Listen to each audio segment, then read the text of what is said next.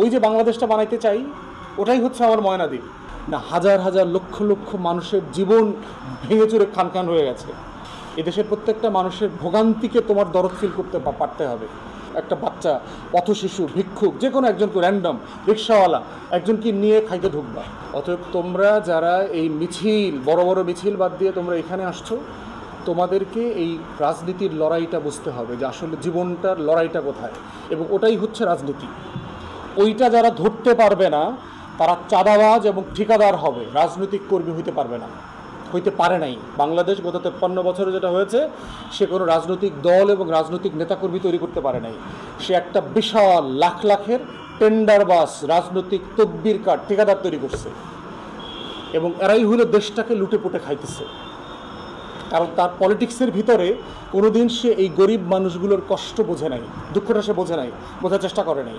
এই যে গার্মেন্টস শ্রমিক যারা, তাদের জীবনের একটা লড়াই আছে, কষ্ট আছে, গল্প আছে।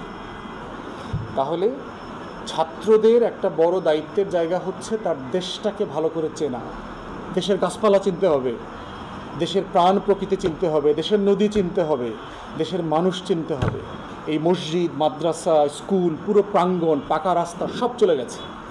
একজন এসে বলছে, আমার 30 বিঘা জমি ছিল এই নদীর মধ্যে, এখন আমি মানুষের বাড়িতে কাজ করে চাল কিনে খাই। তাহলে যার নদীতে যার জমিটা চলে গেছে, তার কি শুধু আসলে জমি চলে গেছে, তার সারাটা জীবনের স্মৃতি চলে গেছে না? তাদের বাপদাদার কবরস্থানটা চলে গেছে, তার ছোটোবেলার বেড়ে ওঠার খেলার মাঠটা চলে গেছে। তাহলে এই যে নদী ভাঙন, এই নদী ভাঙনটা কি আসলে নদী ভাঙন, না হাজার হাজার লক্ষ লক্ষ মানুষের জীবন ভেঙে চুরে খান খান হয়ে গেছে? এই নদী ভাঙনটা যখন তুমি পড়বা, তোমাকে বুঝতে হবে যে শুধু নদীর পাড় ভেঙে যায় না, এখানে হাজার হাজার মানুষের জীবনের পাড় ভেঙে গেছে। এইটা বুঝতে পারাটার নাম হচ্ছে রাজনীতি। এবং এটাকে তুমি বদলাবা কিভাবে, কি দিয়ে বদলাবা? সেই বদলানোর লড়াইটা হচ্ছে তোমার পলিটিক্স, তোমার সংগঠন, তোমার দল, তোমরা মিলে যে কাজটা করা। এদেশের প্রত্যেকটা মানুষের ভোগান্তিকে তোমার দরদ ফিল করতে পারতে হবে। যদি দরদটা ফিল করো, তাহলে দেখবা তুমি এই দেশটাকে ঠকাইতে পারবা না, টেন্ডারবাজি করতে পারবা না, ইয়াবা খাইতে পারবা না। তখন তোমার এক্সট্রা টাকাটা তুমি একটা গরিব মানুষকে নিয়ে খাবা। আমি মাঝে মধ্যে এটা করতাম, এখন সময়ের কারণে পারি না। পাবলিক প্লেসে প্রত্যেক বেলায় রেস্টুরেন্টে খাইতে যাওয়ার আগে একজন ভিক্ষুককে নিয়ে ঢুকতাম।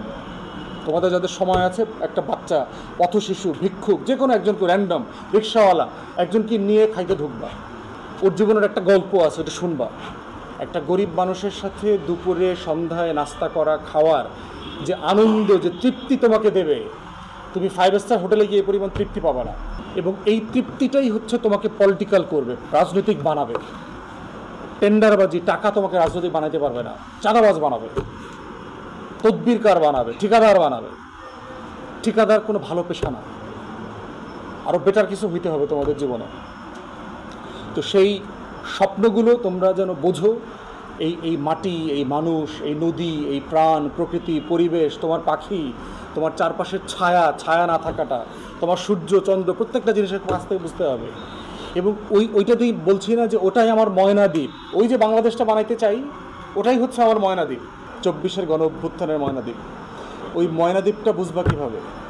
তোমার দেশের প্রত্যেকটা মানুষকে, তোমার সাগর কন্যাকে তুমি যতটুকু ভালোবাসো, দায় এবং দরদ দিয়ে ভালোবাসো, ওই ভালোবাসাটা তোমার দেশের মানুষকে ভালোবাসতে হবে।